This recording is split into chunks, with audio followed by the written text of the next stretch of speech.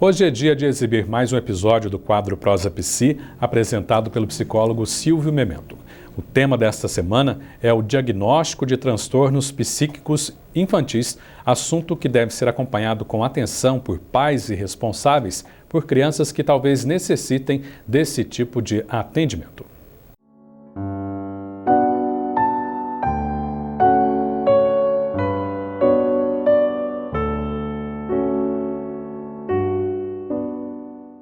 Olá pessoal, estamos aqui mais uma vez na Prosa Psi e hoje para falar sobre diagnóstico de transtornos psíquicos graves na primeira infância.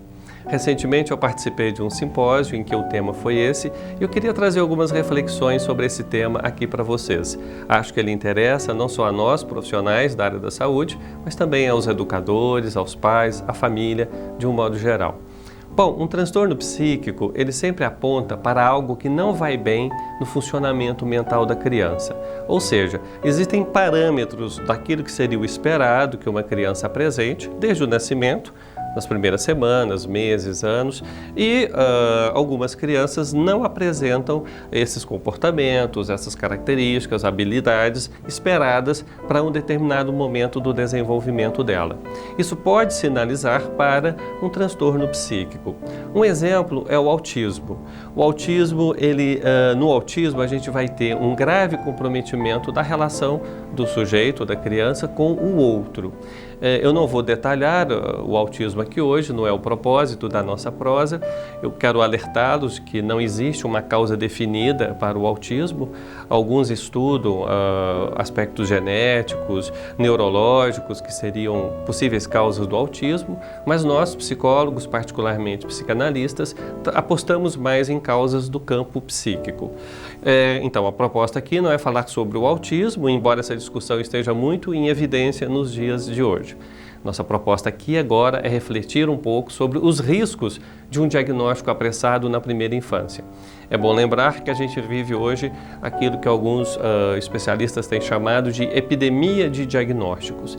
Então, às vezes a criança apresenta uma dificuldade na escola, a própria escola encaminha para o médico que diagnostica e a criança já medica e entra num caminho depois muitas vezes difícil de ser revertido. O que eu quero destacar aqui com vocês hoje é que nem sempre um diagnóstico é satisfatório para a criança. Por quê? Por diversas razões, mas principalmente porque ao receber um diagnóstico de um comprometimento psíquico grave, muito frequentemente essa criança deixa de ser vista como um sujeito de possibilidades para se tornar um diagnóstico. Então ela passa a ser vista na família, na escola, na sociedade, a partir desse diagnóstico. Ela fica aprisionada numa classificação. E é importante lembrar, pessoal, que a criança está num tempo de desenvolvimento, num tempo de constituição. Então, muito do que acontece com ela poderá ser modificado favoravelmente ao longo da infância e da própria adolescência.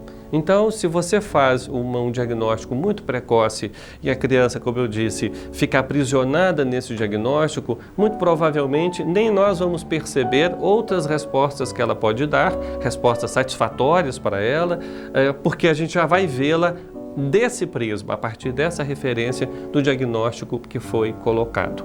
Outra coisa importante é que quando algo não vai bem nessa constituição psíquica da criança, nesse desenvolvimento da criança, muitas vezes a intervenção ela se dá no contexto familiar, no contexto da escola. Então, eu queria finalizar enfocando 2 pontos aqui com vocês.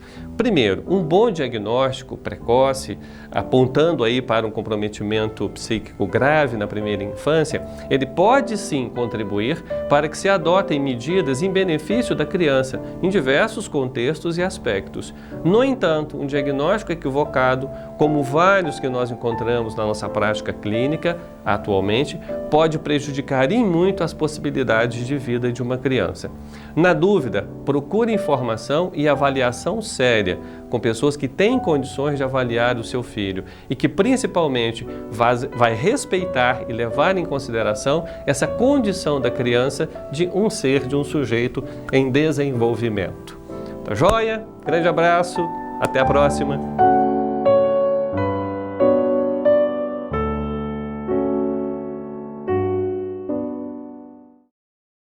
Obrigado, Silvio. O quadro Prosa Psi volta daqui a 2 semanas.